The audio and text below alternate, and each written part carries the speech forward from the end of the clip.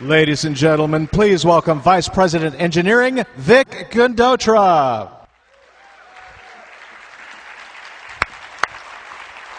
Well, good morning, everyone.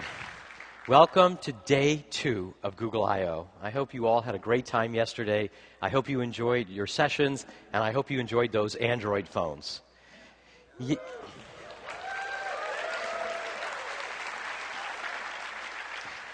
Yesterday, we promised you a surprise for this morning.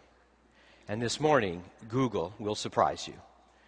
We are about to unveil a personal communication and collaboration tool in a very early form.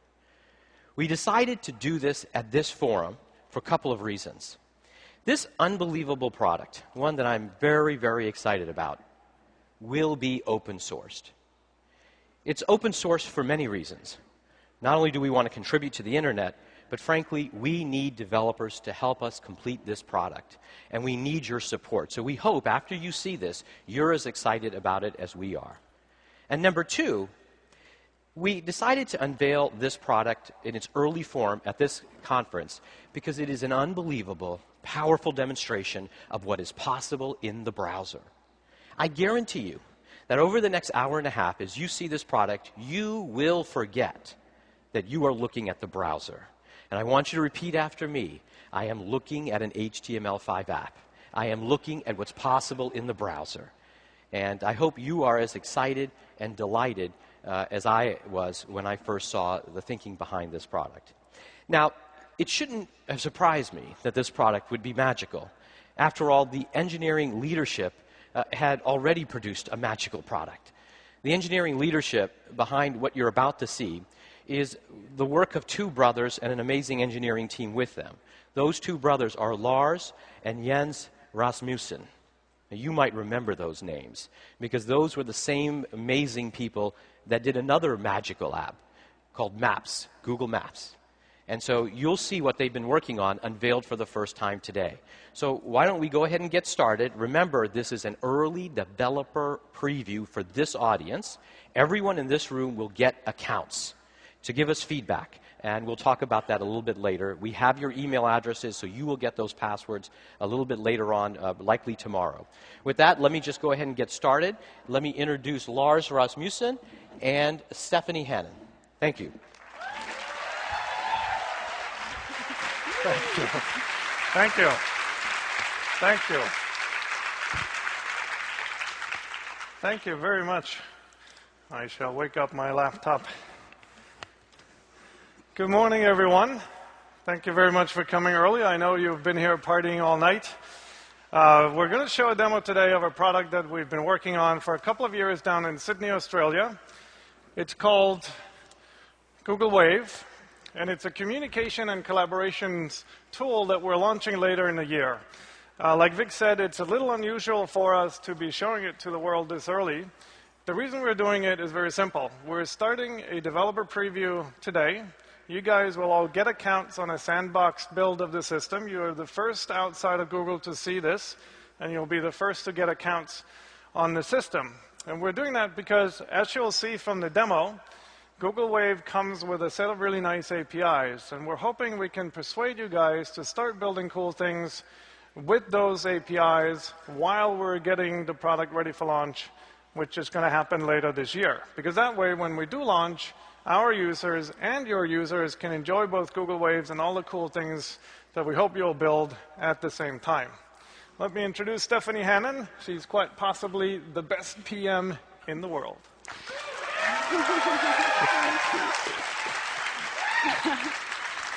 Good morning, I/O. Thank you, Vic, for the invitation to be here. We couldn't imagine a better audience to show our product to first. I second that. Our presentation today is in 3 parts. First, we're going to show you a demo of the product. Second, we'll show you the APIs that Lars talked about. You can use Waves to enhance your website, and you can build extensions to Wave itself. Third, we'll show you that Wave is also a protocol. We are very passionate about this being an open system of communication.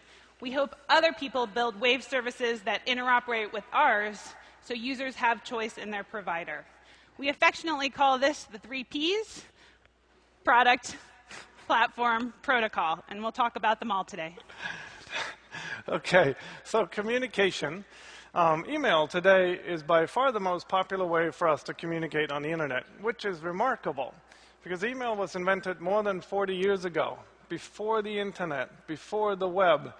And it was done without the experience of things like SMS and instant messaging and blogs and wikis and bulletin boards and discussion groups and social networks and wikis and media sharing sites and collaborative editors, all of these different kinds of communication that we take for granted today.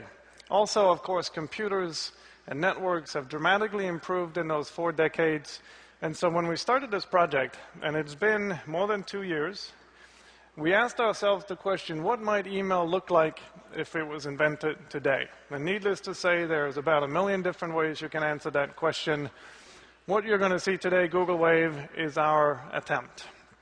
And so let me start by briefly contrasting email from Wave. Email essentially mimics snail mail. The basic metaphor is you write a message and you send it to one or more recipients. And then email systems, and we like to think Gmail does this particularly well, can collate related messages into conversations or threads. Wave, by contrast, starts out with the definition of a conversation, which is simply a lightweight tree structure of messages and a set of users participating in that conversation. And then instead of thinking of individual messages as being sent back and forth, we think of the entire conversation object as being a shared object hosted on a server somewhere. And users that participate can open up that wave, leave their replies, go away, and then when the next user comes, she can open up that same shared object, see those replies, and add her own. That's how the wave grows. That's how the conversation builds up. And you'll recognize that this is a model akin to how bulletin boards work. We found that with a tight enough implementation, you can use that to build a single communication tool that has functionality spanning quite a lot further than what you can do with email today. And so we'll show you a demo. It'll take you through a series of usage scenarios that you'll be familiar with, but where today we would use different tools for each one. We'll show you how it all fits neatly in this one metaphor of hosted conversations. Stephanie. So what you are looking at is an HTML5 app that we built with the Google Web Toolkit. On the left side is Lars running Chrome. On the right side, I'm running Safari. And a little bit later, we're going to throw in Firefox. So the same thing is being shown on each pair of screens. You can just choose one to look at. OK, so we'll start with plain vanilla email type conversations, and we'll show you how it looks in Wave. We're planning a boat trip, and I'm going to start by clicking New Wave here, and then I'll type my title in the first line. Watch your spelling, Lars. There's a lot of people. There is a lot of people. They can't see what I'm typing anyway. Are you ready for the boat trip? Hey, Steph. Did you guys like the spell checker? Okay. We'll talk more about that later. Since you don't want to watch me type for an hour, we put canned messages in there. We'll try hard to pull them out before we launch. I click Done. It asks me for more users. I'll add Stephanie. And since she is offline, I'm going to go stare at a blank page. So I will open Wave. And you'll see in my search panel, the middle panel, there'll be an unread message from Lars. He's asking me if I want to go shopping before this boat trip, so I'll do something very email-like, which is hit reply and say, I love shopping. I wrote the script. I need new fins. Let's go. The first benefit I want to show you of this being a hosted conversation is it's easier to keep track of structure. If this was email and I wanted to reply to the middle part of Lars's message where he asked which bus to take, I would hit reply, the email client would copy the message, and I'd hand edit in the response. Because this is a hosted conversation and it lives in one place, I can just instruct the server to split the message apart and say, you never wake up early, which is true. Let's take the late bus. OK, Lars isn't online. I'm going to close this Wave. So a little bit later, I come back online, and you'll see, for starters, that that wave is now bold to show me there's new material in it. when I open it up, Stephanie's first message gets the highlight, and I can navigate the conversation with my keyboard and, of course, continue her thread here. You know me too well, like that. And that's how plain vanilla email-type conversations work in Wave. So you've noticed that we have carefully avoided having the Wave open on both screens. When we do have the Wave open at the same time, my messages bounces right off the server into Stephanie's browser. And the effect is that you can also do instant messaging type conversations in Wave. In fact, in the same Wave, you can switch back and forth between these different ways of communicating. I'll show you that now. Shiny. You must know a good store. Right. There is a new one over on George Street. Cool. Let's go at 7. Sounds good. Let's invite Jens too. Okay. So you notice that we didn't wait for me to hit done before showing Stephanie the message, but rather, and this was difficult to do, we transmit live almost character by character what I'm typing. Why did we do that? It's because with today's instant messaging tools, you spent half of your time looking at it saying, Stephanie's typing, she's typing, she's typing, she's typing, and then you see what she said. Thank you. But because, in general, you can start formulating your own reply before Stephanie is done typing hers, by doing this live transmission, you end up spending 100% of your time either reading or writing, which dramatically speeds up the conversation. Now, needless to say, there are times you don't want everyone to see every keystroke, in particular if you spell like I do. And so we have this checkbox here. All you have to do is check it, and now no one can see what you're typing until you hit that done button. This is one of the features we haven't implemented quite yet. Okay, and so that's how email conversations, or rather email type conversations and instant messaging type conversations no longer require 2 separate tools. Next thing we want to show you is how easy it is to add a new person to an ongoing conversation. Can I just introduce my brother Jens, by the way? Give him a hand, please.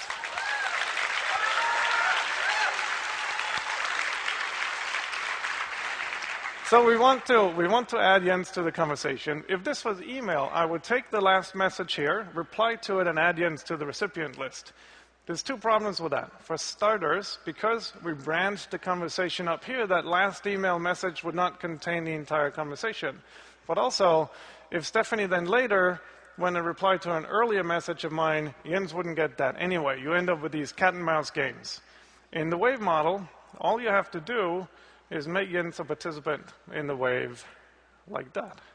And now I'll switch over to Firefox here, where Jens is already signed in. So now that I'm on the Wave, I'm going to open it. And of course, everything is going to be marked as unread for me. But because I was added late, I didn't get to see Lars's message in one piece. And by the time I'm added, they could be arbitrarily far apart. So we added a feature called playback. So I get to see Lars's original message. Lars asks Stephanie. Stephanie replies. Stephanie does an inline reply. And so on, and so on. Thank you. So playback turns out to be a really useful feature, particularly when a Wave starts picking up more structure. And we'll show you more of that later. But now that I've caught up on this Wave, I'm going to just add my reply. Me too.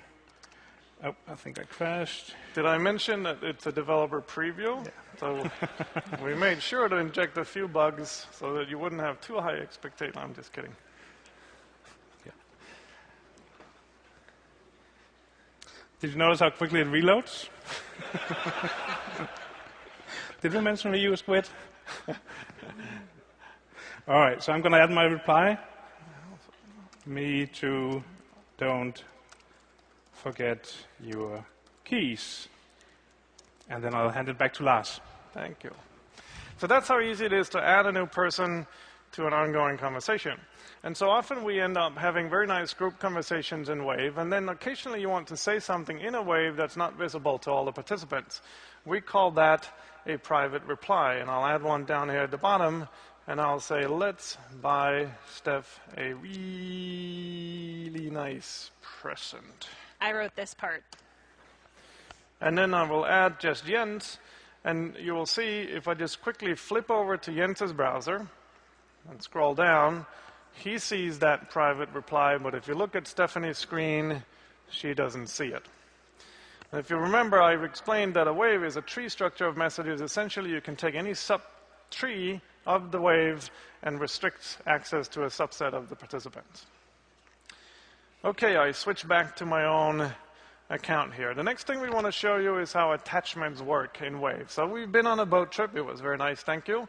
And we all got pictures. I have 6 of them sitting here on my desktop, and I'm going to drag them onto the Wave like this.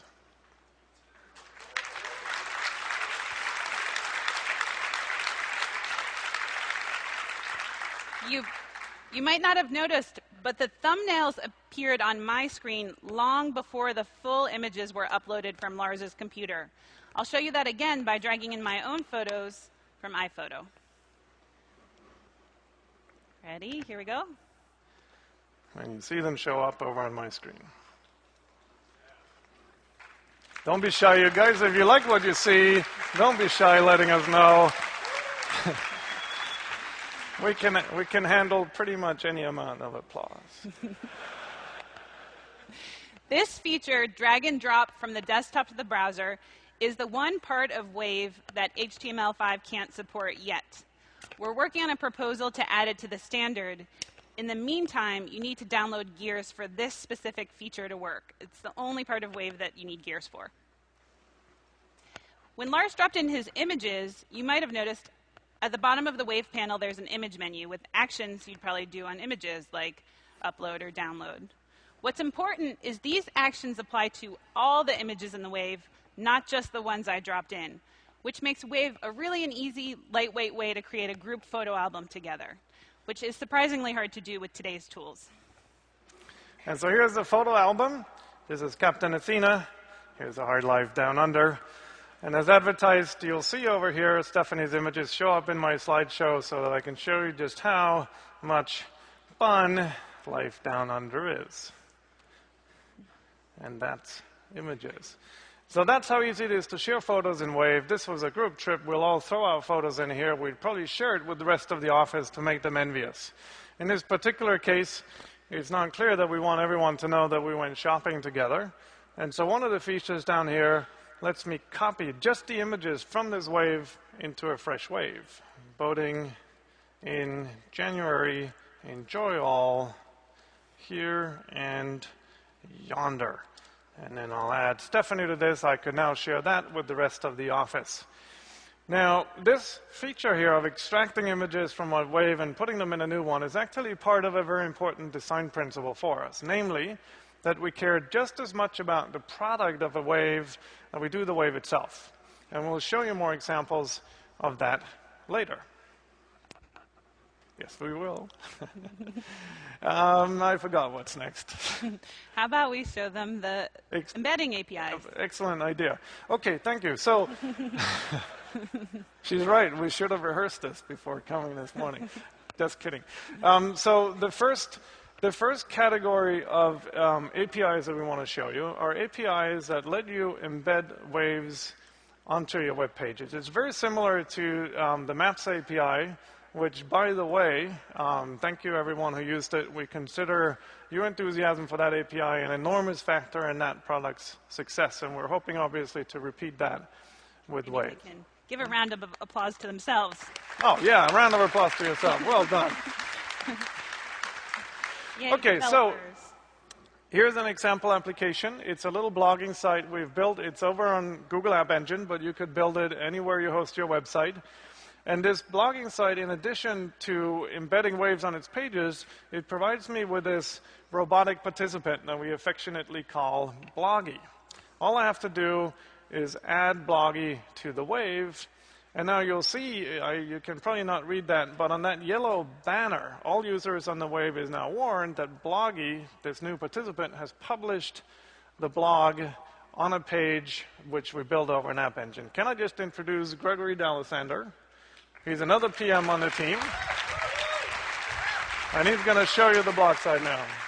Hi, I'm Greg, and I'm a huge fan of Lars's blog, just like everybody on the team is told they should be. I'm going to show you. He makes us read it. It's a good blog. Come on. Well, hold on just a second. Did we lose? Did we lose VPN? Yes, I think we might have. Lars, this is where you do the dance. Yeah. Lars, Oh, turn yeah, a I little dance. bit. Everyone look at me. Don't look at the screen. Dun, dun, dun, dun, dun, the wave dance. I think we lost all do. It's all connectivity. VPN. Neener, neener. VPN is Neener, not. neener. Just connect. There's not a... And then, There's not a lot of people in the world that can have their demos spectacularly fail in front of 4,000 people and not break a sweat. It wasn't the demo. We it was wish the we network. were one of them. I excellent. think your proxy server might be missing. Oh, there we go. All right, we're All right. back. So, as I was saying, the blog. So in the blog, one of the cool things you can see is that we're not just embedding the images, we're actually embedding the whole wave with all of its UI. This means that I can respond, hey, that looks fun. Why wasn't I invited?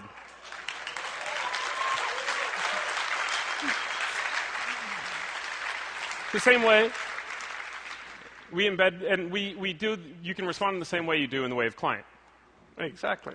And so now I can see, obviously, Greg's question from inside my Wave client. I can answer it from in here. I don't have to go to the blog site to do that. I could if I wanted to, but I can say here, I lost the phone with your number. I really, truly can't spell. Here we go. So one of the things you just saw is that I happened to be online when Lars was online, and I saw his response coming in live on his blog. That's not always going to be the case. Since I responded to this blog, it'll show up in my Wave client right after I refresh my Wave client. It will show up in my Wave client, and I can continue the conversation in there. But Lars, I live next door. And then that response shows up on the blog. We can continue the conversation from there, and anyone else can join in that conversation. Thank you, Greg. Thank you. And so this, again, is an example of how to use our embedding APIs to put blogs on your web pages. And here we showed you with a blogging site, but you could imagine discussion group sites, community forums. If you have a rich media site, you can let your users discuss that using Waves. The benefit for developers, of course, is you get to provide this very live, rich experience with very little code. For your users, for starters, they get to use a familiar UI.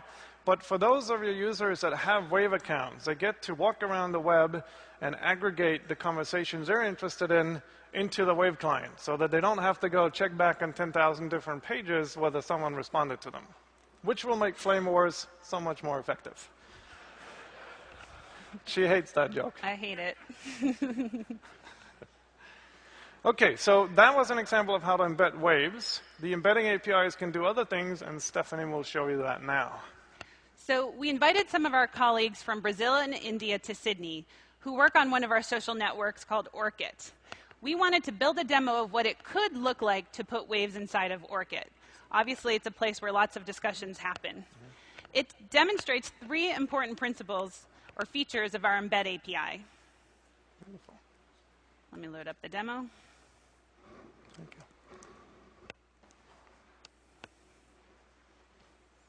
So here's my Orkut account, and you can see there's a Wave panel in the middle. And the first thing is I can create a Wave on Orkut. So I'm starting a new Wave, and I'll say Brazil trip. Wonder when Lars will let me go. The second important feature is that you can use contacts other than your Wave contacts. In this case, the authors of the site chose to use the Orkut contacts, so I can add some of my Orkut friends, like Sid, Torsten, and Rodrigo, who all helped build this demo. The third principle is that I can embed a search panel inside of Orkut using the embed API. I'll show you that now. I can search for all my Waves from Yoon. And so on, and look at them. So that's Waves embedded in Orkut. What's important is that our embed API is powerful enough for you to build your own Wave client.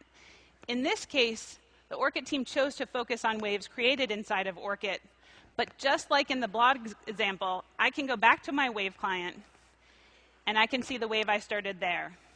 Wonder when Lars will let me go to Brazil. So that's the Embed API. You guys, thank you. Are you guys feeling inspired yet? So remember that we're all going to give you accounts on a sandbox build, which is in fact the build that we're demoing from later today. And this is all sample applications that we're hoping you'll pick up and build much, much cooler things with. Okay, so the next thing I want to show is, of course, you're going to want waves on your mobile devices. And I have an Android and an iPhone here, and I was going to show you how well it works communicating from mobile devices to the desktop. But you guys are all on Facebook, aren't you? Because I can't get on the wireless. So if it doesn't work, it's your fault. Okay, so you can see my inbox over here. This is on the Android device. Here's an open, the same open wave we saw before. You see the pretty pictures here. And then I can click the reply button like this. And you will see over on Stephanie's screen, which I can't see, you will see a reply. Imagine I was actually on a network, and then I could type in, I am on the boat. Done. Notice again my spelling. And nothing is going to show up over there because we haven't yet figured out squeezing this through without a connection. Maybe we'll show you that. As long as it's your fault that it's not working. I just don't want to screw up. We are working on it. Okay, so that's mobile. How about we talk about editing? Oh, that's a brilliant idea. Thank you. Okay, so the next thing I want to show you, again, because there's only, back to my desktop, thank you, there's only one copy of the wave out there. Even though we put these pictures on my blog, I discussed them with Greg, we had them on my mobile device. Now I notice that some of the captions are kind of wonky. And all I have to do is click this edit button here, and then I can fix that. Kayaks, beer man, and thank you. Oh, and as you notice, the captions are updating on the blog. Yes, hopefully you saw that the captions were actually updating live on the blog as I was typing. So here I edited my own message, but we actually let users edit each other's messages as well, which has a very nice effect that in addition to everything we showed you already, you can use waves to collaboratively author documents, which we'll show you now. So let's leave the boat behind and let's go to work. Stephanie. As Lars mentioned, I'm a product manager, and I often have to take notes in a meeting. Today, I have to decide if I want to send those notes out on email because I want people to discuss them, or if I'm going to put them in a doc or a wiki because I want other people to help me edit them. With Wave, you don't have to make that choice. You can do both discussion and content collaboration in one tool. So these are our meeting notes. I'm going to add Lars, Jens, Greg, and ACD. And now pardon me. Then you open it. Then I open it. And even though this is Stephanie's message, I can click that same edit button and change this to glorious. And then I can add an action item. AI, make more, better. AI is already. Woo, like that. Thank you. Thank you. And so that's how easy it is for me to edit Stephanie's message. We want to show you now how it looks to the other participants on the wave, the fact that I edited her message. We'll start with Stephanie. So you can see the wave pop back into my inbox because there's new material. If I open it, I see the markups. So I see the changes that Lars made. Thank you. We haven't implemented it yet, but we'll also have a little description at the top that says Lars edited this message. What's important is I see these markups not because I wrote the original message, but because I saw the original message. Anyone who saw my original message would see these same markups the next time they visited the wave after Lars made his edits. Right, now I didn't get to see the original message, so when I open up this wave, I just see the current version of it. But I do get to see that both Stephanie and Lars wrote this message. Most of the time, I'm not going to care. But if I do care, then playback is my friend again. So I see Stephanie's original message, she adds Lars, and then I get to see Lars's edits. Thank you. So now that we have accountability in place, we're going to allow everybody on a wave to edit everything by default. When something is changed, the author is notified immediately, and if needed, can take action. And everybody who's on the wave can find out who did what. So Stephanie promised that we were going to do collaboration and communication using the same tool. I did. So now that I know that Lars made the request for more AIs, I'm going to use the inline reply tool we showed earlier to add my reply here. No, enough AIs already. My spelling is not doing well either. It's hard when 4,000 people Typing and talking, it's a little bit too much. It's hard. There we go. So I'll hand it back to Lars. Okay, thank you. So notice that we never said, let's start a document here. These are all just waves. The only thing different here is that we chose to think of that opening message more like a document we're collaborating about than a message that starts a conversation. And then we're choosing to think about that inline reply more like the beginning of a conversation about the point in that document. But to the system, they're all just waves. And in fact, you can collaboratively edit any message in the tree. Doesn't have to be document-like at all. Stephanie often comes and very friendly fixes all of my spelling errors. And so we think this combination of collaborative editing and inline discussion makes for a very powerful collaboration tool. And I want to show you that with a design document that the team wrote a while back. Let me just reconfigure my client here. I'm going to go do a saved search, find the document here. Let me make some more space for it. And you'll see here that it's a rich text document. It's got headlines, it's got bullet points, it's got illustrations, different types of fonts. And then it's interrupted by these little snippets of conversation that help facilitate the collaboration. And as always, the best way to see how this happened is to play back the wave. And you'll see Steven, our trusted server guy, started out with a terse draft. He added the rest of the team. Lars, the manager, says, please do more work. Steven grudgingly adds another paragraph. He says, yeah, whatever. Then Stephanie, the PM, makes an edit here. She adds a comment there, starts a discussion there, and so on. I can use this slider here to drag to anywhere in the history of the wave. And we're planning a bunch of power tools that come with playback. For example, I might ask it only to play back Stephanie's contributions. I might ask it to only play back a single message or even a single paragraph inside a message. We're definitely going to let you take one change in the history and revert it at the end of the history. Maybe name a version so that you can find it again and so on. Playback is going to be a really powerful tool for investigating and manipulating the entire history of a wave. Thank you.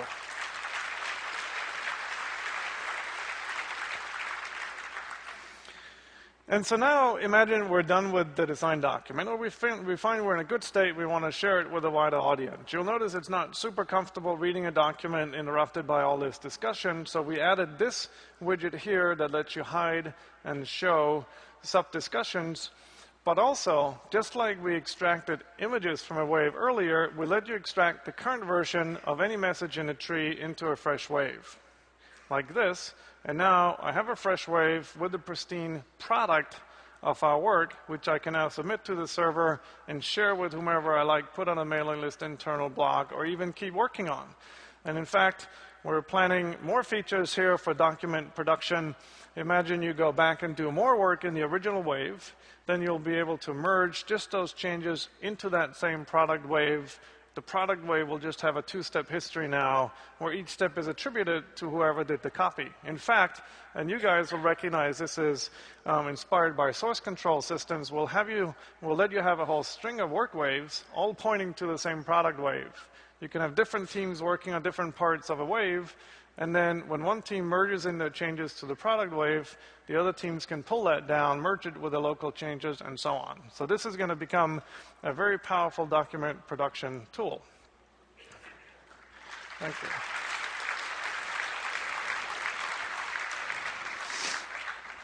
We showed you this, of course, with with rich text documents, there's no reason we shouldn't later add spreadsheet-type functionality in there or presentation-building-type functionality in there. In fact, as we'll show you later, we're taking great care to make the content model inside Wave extendable, both by us and by you. Okay. The next thing we want to... just talk for a minute before you open it. Talk for a minute You know. before I open it. 30 seconds. We could do a little interpretive dance while we open it. It's not that there's anything wrong with the thing I was about to open. It's just that. How are you guys doing? Are you having a good time? I know it's a long demo. Thank you. Don't be shy if you like it. All right, we're ready. There's a whole bunch of people in blue shirts working feverishly over there. And we're ready. Okay, so here is a wave. Here's a wave, that's right. So my little introduction here is the following. We're going to show you now the thing we had the most fun working on, as in this was the hardest thing we did, which is to let more than one person edit the same message at the same time and still transmitting the characters live on the wire. So we have a set of pictures here, and Stephanie is going to start at the top left editing the captions. You can see on my screen, I can see exactly with that orange label where she is, and I'm going to start from the lower right. Thumbs Spelling, Google, Lars in the lead. Smiley, David, Through hiking. Kapow. Thank you. I'm going to Now we're very close to each other. I'll add some styling here. I'll make this italic. Oh boy, if someone could add some color, we can do this. Notice how close we can edit to each other. You can see we've got a couple of our team has joined us. We've got 3 people here, Casey, Steph, Ophir, and Dan. We have 4 people now editing the same document right next to each other. Thank you. Thank you. And so apart from hours and hours of fun just chasing each other's carrots around on the screen. It's a lot of fun. A lot of fun. This sort of live concurrent editing opens up a whole set of new ways of using the tool. We're actually still discovering some. Imagine you're in the same room, you're taking notes from a meeting. Oftentimes people don't even come to the meeting, they just open up the Wave, see the notes being taken, they just pop their questions in the Wave, and so on. I want to, while I'm showing off our editor, I want to make sure you see that it supports right-to-left languages. This is Ophir speaking in Hebrew. Thank you. You see up at the top left that the editor supports languages that require international input method editors as well. I'm pretty sure that's Chinese. Okay, that's collaborative editing. And now, man, this is a long demo. You guys want to stand up a little? Stretch? Any stretching? Stretch a little. Hug the person next to you. You don't have to do Good that. hug break. Make some friends. I want to take a little break. We have lots more to show you, but I want to take a little break, and I want to call out to our friends and colleagues on the Google Web Toolkit team. So, thank you. Thank you. So, Google Wave is 100% built with the Google Web Toolkit from the first line of code we wrote in a prototype back in early 2007. And as I'm sure you know, the Google Web Toolkit lets you write HTML5 applications in Java. And then GWT, as we call it, automatically translates that into HTML, JavaScript, CSS, all of those things that then run in all of the modern browsers. And I think that we couldn't possibly have built something this rich without the Google Web Toolkit. In fact, I don't think we would even have thought to do that. I think using modern tools like this changes your way of thinking. When I was still hand-rolling JavaScript for Google Maps, I found too much of my brain cycles were used worrying about the constraints of programming in a scripting language in a browser. But by using GWT, I get to write in Java and have these amazing set of tools that come with writing in Java. And we found that our programmers can now spend most of their time thinking about the amazing potential of the web. And by the way, this is both if you're on a desktop or if you're on a mobile device. When I showed you on the Android and iPhone here, Wave was running in the browser in both of those phones. GWT makes that fairly easy to do. It's actually the same code that runs in those mobile devices. It's just a different layout. We estimate that the extra requirement of serving this both into desktop browsers and mobile browsers only adds about 5% extra engineering effort, which I find remarkable. Okay. And that graph from yesterday. Pardon me? Oh, the graph from yesterday, did you see that? How we built 1.4 megs of code and then all of a sudden it went down to 200K? We like Git for that. All right. So back to the demo. Let's talk about organization. We learned from our own use of Wave that you get a lot of waves, which is great, but you need tools to organize them. We have things you're familiar with, like folders and saved searches. We also have tags, and they're shared by all the participants on the Wave. So you have just as much incentive to put a great tag on a Wave as a great subject. For example, Lars is way too lazy to organize his own stuff. Oh, yeah. Oh. So we, the team, help him do it. Thank you. But the most powerful way to organize waves is with waves themselves. Let me open a wave we use to organize this demo. You can see it has links to other waves in it, and you can combine them in sections, formatting, you can discuss them. And if I click on one of these links, it'll take me to that wave, and I can use the back button to go back. So let me show you how easy it is to create one of these wave links. If I missed one, I can just pick it up from the search panel and drop it in.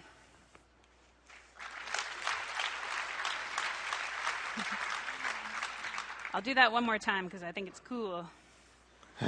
Drop it in. So we found on our own team, wave links are good for more than just lists. We're actually interlinking a lot of waves on our site, almost like a wiki on our team. Before we get to wave extensions, which I know this audience is really excited about, I want to show you one more thing that we worked really hard on. I'm going to go up here and search for Google Wave. I have a feeling you're going to want to refresh your browser before we do this. Just like my inbox, when a wave matches this search, it will pop into the panel. And so Stephanie has a search for Google Wave over there. I'm teeing up a new wave here. Said, wow, I am finally demoing Google Wave. Now, the reason this hasn't showed up in Stephanie's search yet is I didn't type the E. So what I'm going to do is I'm going to count to 3, then I'm going to hit the E, and you guys can count how many seconds it takes before it shows up in Stephanie's browser. 1, 2, 3.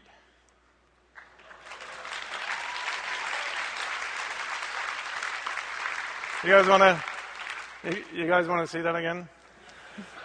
Hey, Stephanie, can you open up that wave for me? All right, let me go over there. Backspace.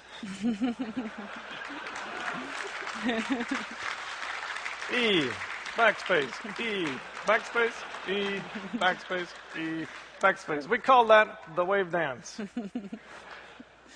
So we worked really hard on this. We're pretty proud of the result. I should just say, after we started using it, we found this is almost too fast. Sometimes it draws your attention to unfinished work, and we're actually looking for the right balance between speed and not being interrupted too often. Okay, what's next? Extensions. Extensions. The reasons you guys came here. Okay, so the next thing we want to show is the other category of APIs that we're making available today, which is about extending the functionality of Wave. So we have tried hard to maintain a discipline on the team that even significant offerings of our own should be built with our own extension API so that your extensions will live as first-class citizens inside Wave. It's similar, actually, to how browsers like Firefox let you extend them. This is just the website you're extending instead of the browser. So let me show you some examples. You've undoubtedly noticed how all morning I've been pretending my spelling is bad just so that we could show off our spell checker. So normally spell checkers work by matching words up against a dictionary. If they don't find a word, there's an error. The problem is that oftentimes spelling mistakes hits other dictionary words. And so our spell checker actually takes the context of the word into account. And then it matches it up against an enormous language model that we've built from the entire web. Let me show you how powerful that is. We call this the bean soup demo. Can I have some bean soup? It puts a red underline, and it knows that I meant bean soup. Thank you. Okay, now watch carefully. It has been so long. Yeah. Did you see that? So it has become so good at spell checking that often it has enough confidence that we let it automatically correct my errors. Let me show you that again. Ickland is an Ickland.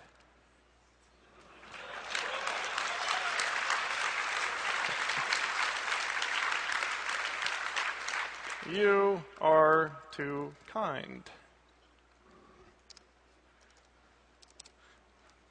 Pretty cool, huh?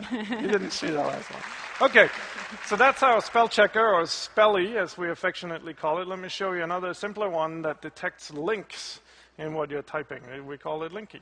I love Google.com. It immediately puts an underline, .a, ooh, that's not a link, .u, now it's a link again.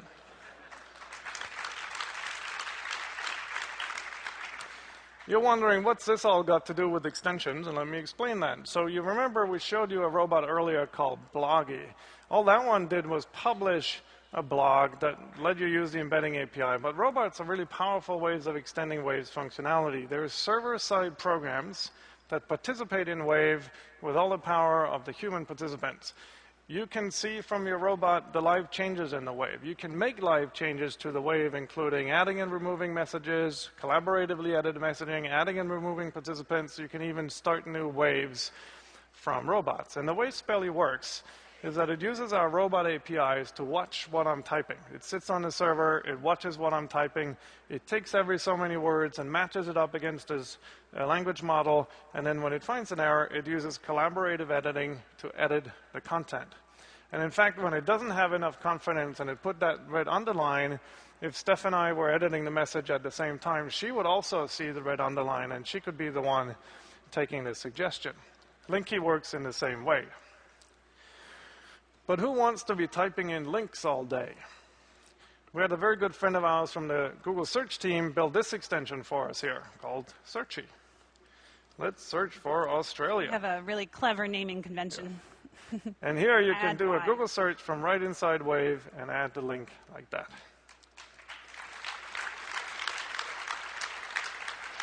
You guys want to see that again?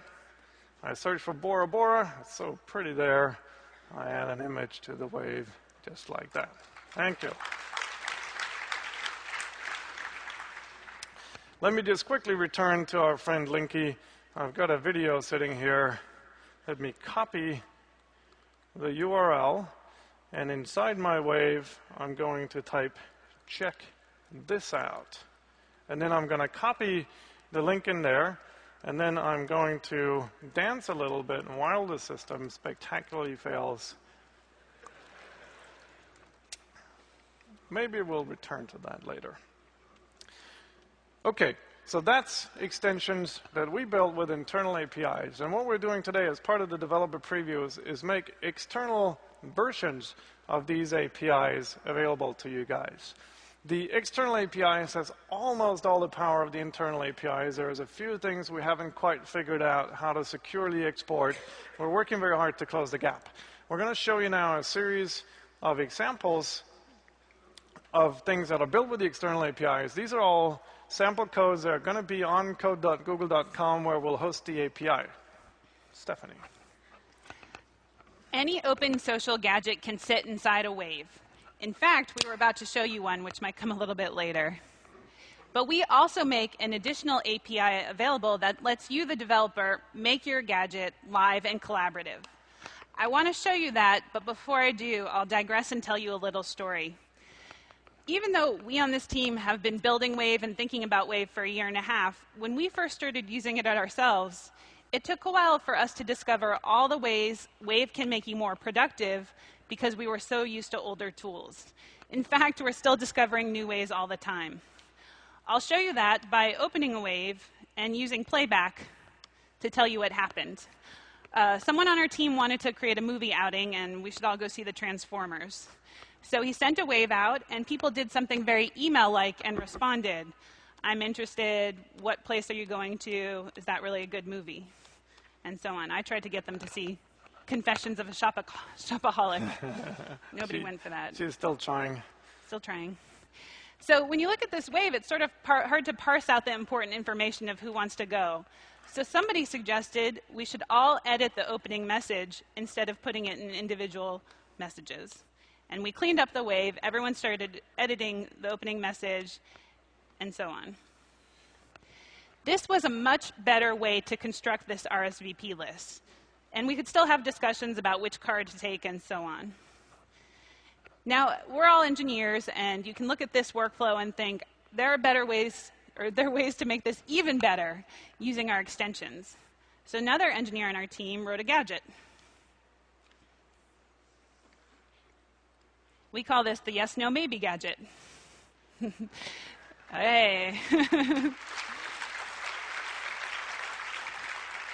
So it's hard to see for you guys, I know, but I'm currently a no in the middle column, and I'm going to change it to maybe. And you see it update on Lars's screen. And I'm currently in the maybe column, and I click the yes over here, and you'll see it quickly updates on both our screens. So you, the gadget developer, only have to worry about two things. When I click the button, update the state of the gadget in XML in the wave, then we automatically transmit through the server to Lars's client, where your gadget has to update the UI to reflect the new state. Now, of course, we did all this. Ooh, it's a secret, though. Don't tell anyone, but we did all this so we could build impossibly fun, addictive games, and we'll show you a few of those now. Lars and I are going to open Sudoku. And we intended for this to be a collaborative game so we could solve the puzzle together, but somehow it turned competitive. And you get a point for making a good move and a negative point for doing something wrong. You can see Lars's score is going negative.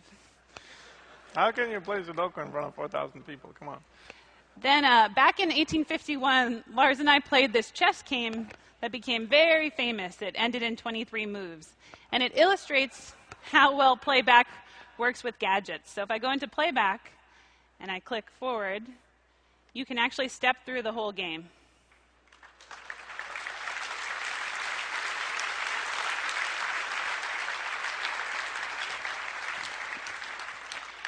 So as we mentioned in the beginning, we come from the Maps team, so probably wouldn't be a good demo if we didn't do a Maps gadget as well. It's been a lot of work to prepare for this demo, so I'm going to send Lars a wave about taking a vacation. Stephanie's favorite topic. She wants to go on vacation in Bora Bora. She's asking me for recommendations. I highlight the term Bora Bora here, and then I click this button that's provided by an extension that you guys could have written that inserts a map to Bora Bora. Thank you. Now, the important thing is my hands are off of my computer, but my screen is still on the right. And now I click the satellite button, and it changes on both screens. And I go zoom, zoom, zoom, zoom, zoom, zoom. Thank you.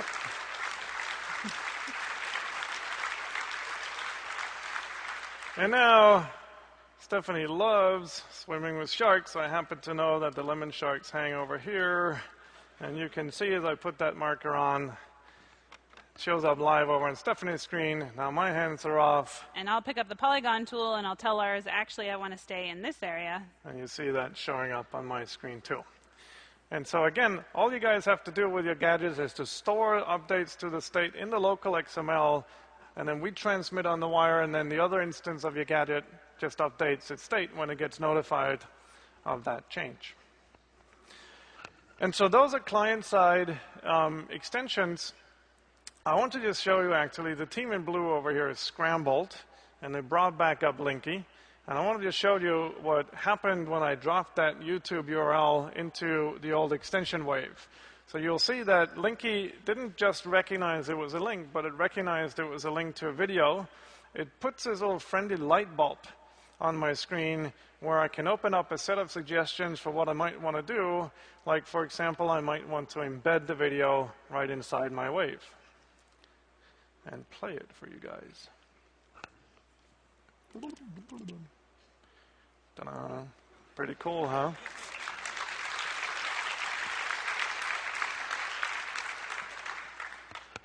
Thank you. Okay, what's next? So Stephanie showed you a bunch of gadgets. They're all client-side extensions. We want to show you next what you can do on the server side with robots. And we're going to show you 3 examples. The first one is an application, a collaborative application built entirely within Wave with our extension API. So let me just open up my inbox again. And instead of clicking New Wave, I'm going to hit this drop-down button here, and I'm going to hit this item called a new poll.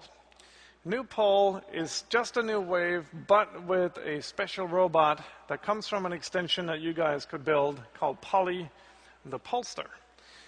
And I'll add Steph to the Wave as well. Polly added a form to the Wave. Yes, and so this is not a gadget. Forms are native to Wave. You can put them in there, and now I can fill out the form starting with the title of the poll that I want to conduct.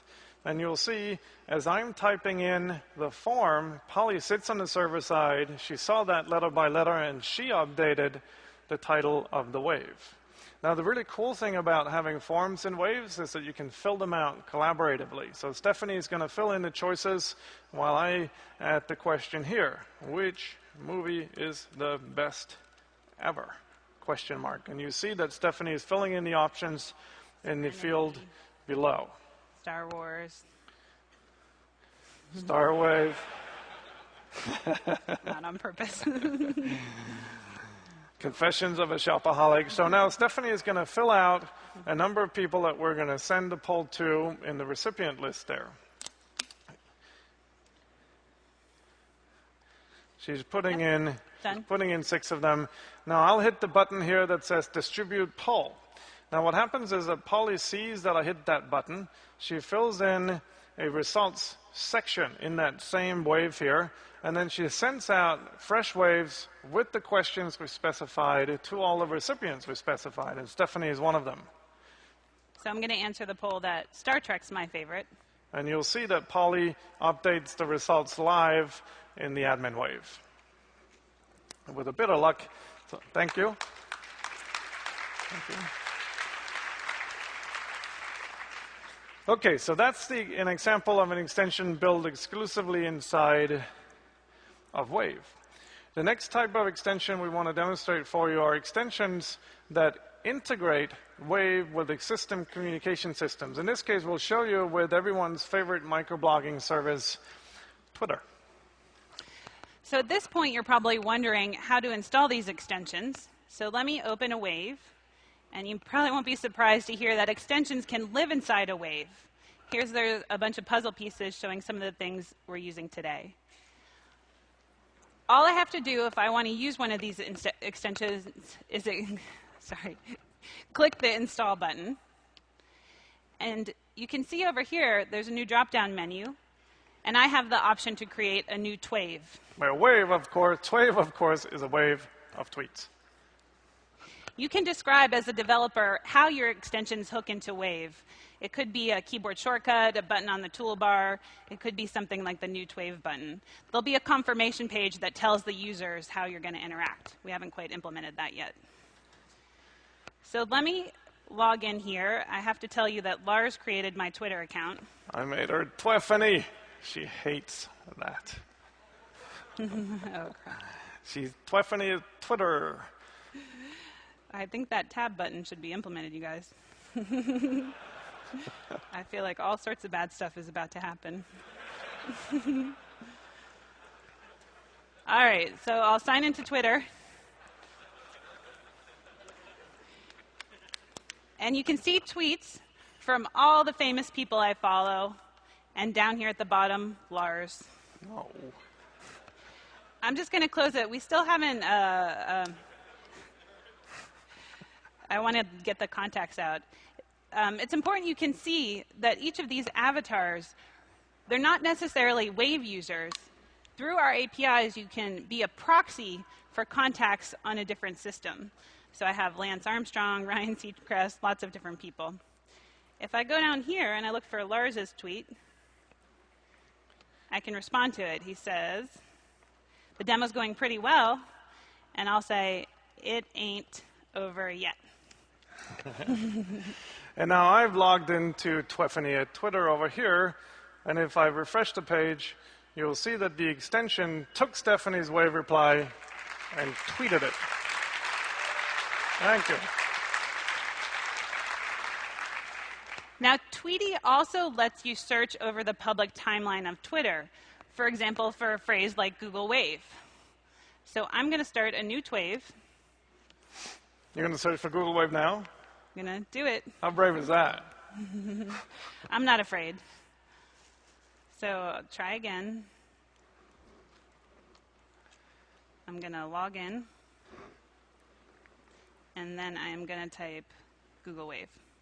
So we did this yesterday, and there were only 2 tweets.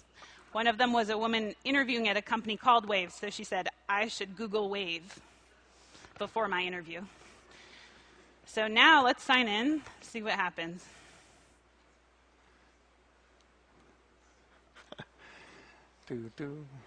A lot more than 2. Oh.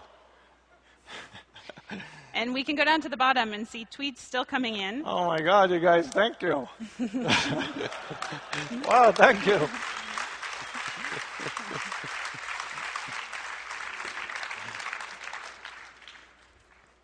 So that was an example of an integration between Wave and another communication system.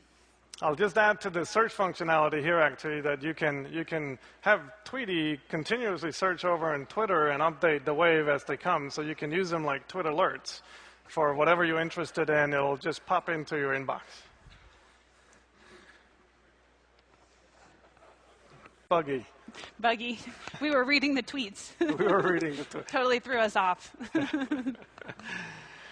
Okay, the last example of a robot extension we want to show is an example of how you can use Wave extension APIs to integrate Wave with an existing workflows. You guys are programmers like us. You probably deal with filing bugs.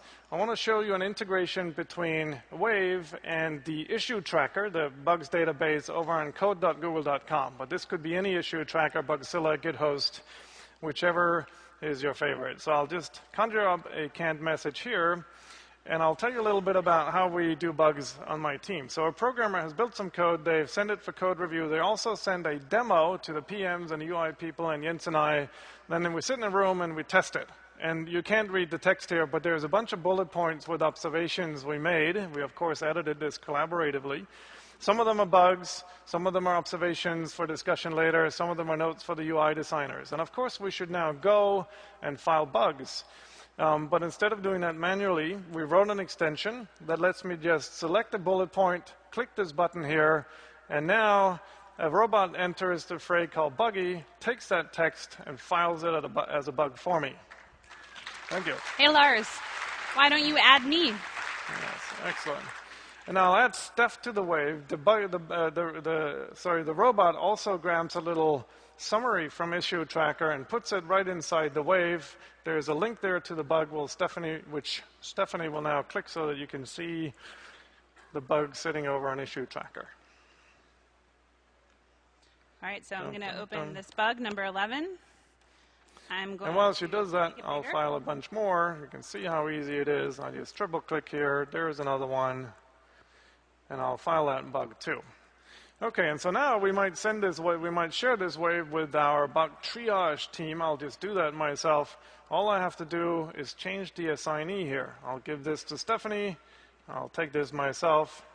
And then this one goes to Lars. Oh, I'm sorry, was that Greg? Like this. And now you'll see Stephanie will refresh the bug, and you'll see the robot change the assignee over in the issue tracker. It's on the left-hand panel where it says owner. And also, most issue trackers or bug databases let you debate bugs endlessly, if I recall, inside the database, which is normally not the strength of the database, but it is the strength of Wave. And so instead of debating them over on issue tracker, you can debate the bug from inside Wave. I'll just use the inline reply tool here, and I'll say, that is so not my fault, exclamation mark. And I'll refresh. You can see the update there.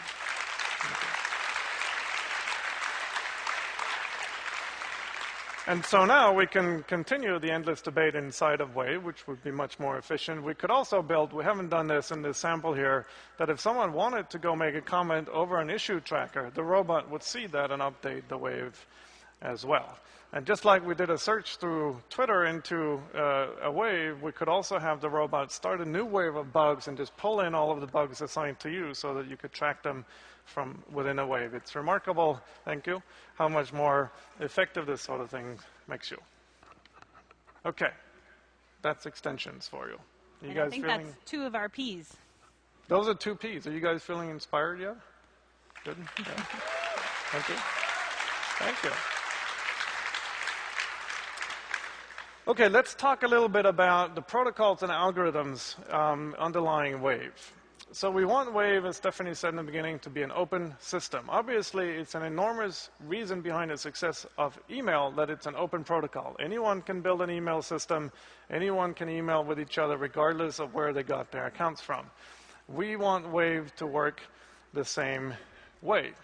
And so we've designed the algorithms, we've designed the protocol to support what we call federation, which means that any organization could build their own Wave system, give accounts to their users, even in competition with Google, and then the system will still ensure that we can share Waves with each other across these boundaries. And we want to first show you how that's going to look, and then we'll talk a little bit about how far along we are with that. So this is very much work in progress. Everything we've shown you is work in progress.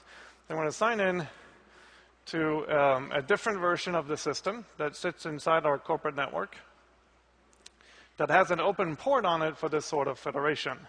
And we're going to imagine 2 separate Wave systems. One is the one Google has built that you've been looking at all morning. The other one is from Acme Wave, which you'll see over on Stephanie's screen. They have built a separate system. They're actually giving out accounts in competition with Google.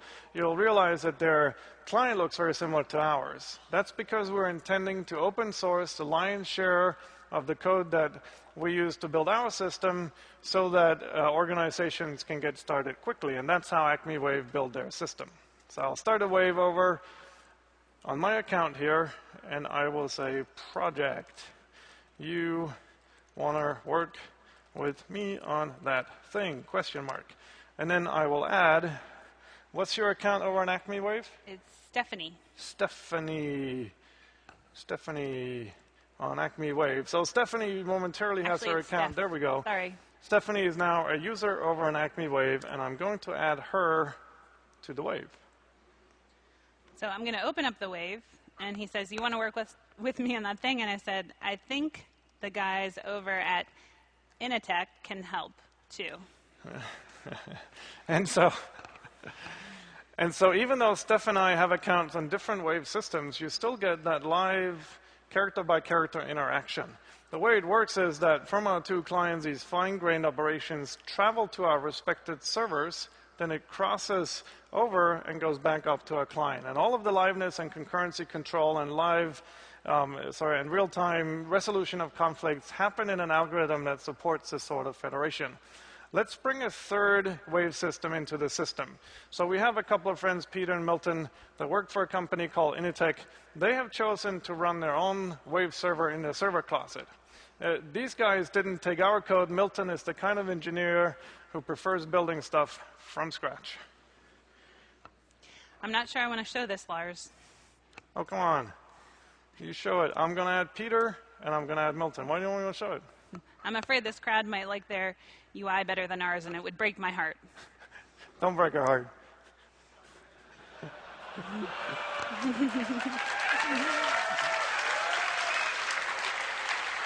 Do you have the Wave?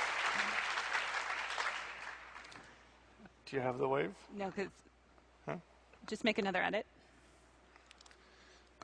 So now I have the Wave. So and if I go into it,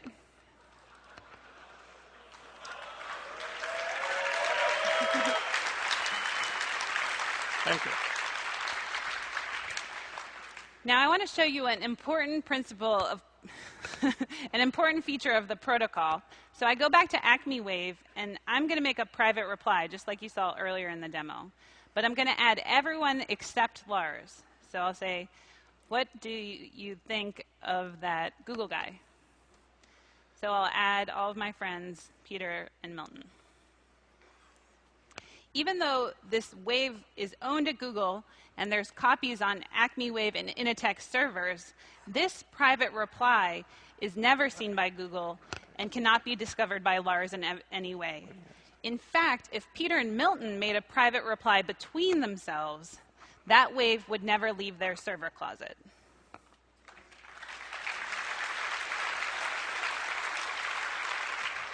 Thank you. And I just want to go back over to Milton for a second. You can see the private reply came in there as well. Okay, so let me just say this. Federation, that was hard. Yeah, so we're building this thing with live concurrent editing and chatting and instant messaging and email and pictures and all that stuff, and then we throw federation into the mix, which vastly complicates things. It would be so much easier, frankly, from an engineering point of view, if we could just keep this proprietary. Then we'd control all the servers, we'd control all the update schedules, and so on. But we think it's worth the effort, and we hope you guys will help us with this. We think the world will be a much better place if this is an open system that everyone can build Wave services with it. And so, thank you. Thank you.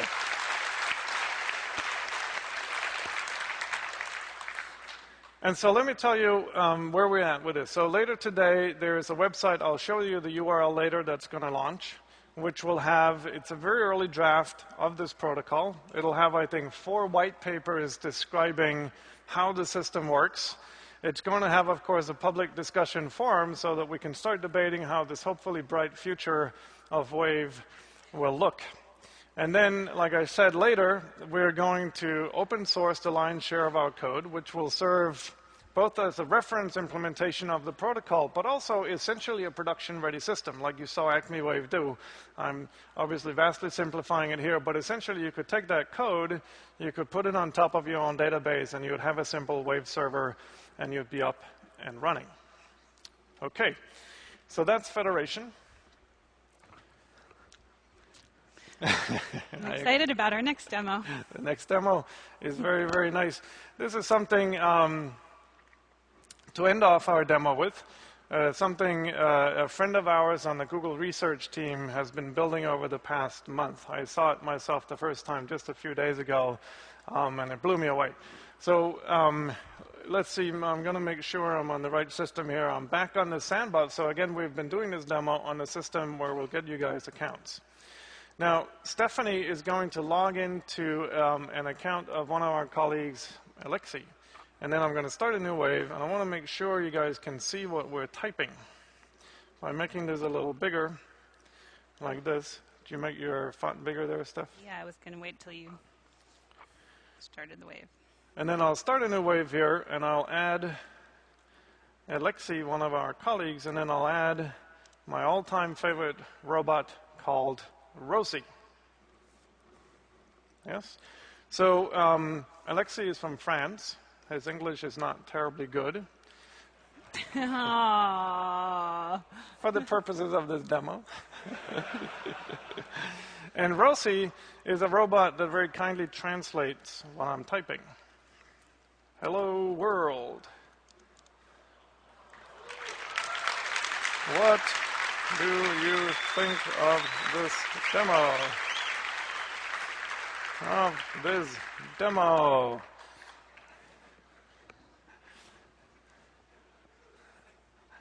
And now Alexei is typing in France, and I get to see him saying, yes, since new we are in can use used, translates word by word, character by character as he's typing. Rosie speaks, I believe, 40 languages. She can translate between any pair of them. She's quite the thing. Okay, that finishes our demo. Oh, thank you. Thank you. Thank you. Thank you. Thank you. Thank you. Thank you. Thank you. Thank you. Thank you. Thank you. Thank you. I think they like it. They like it. You guys like it? Thank you. Thank you. Thank you. Wow, thank you. Thank you. Thank you. I have a lot of skills.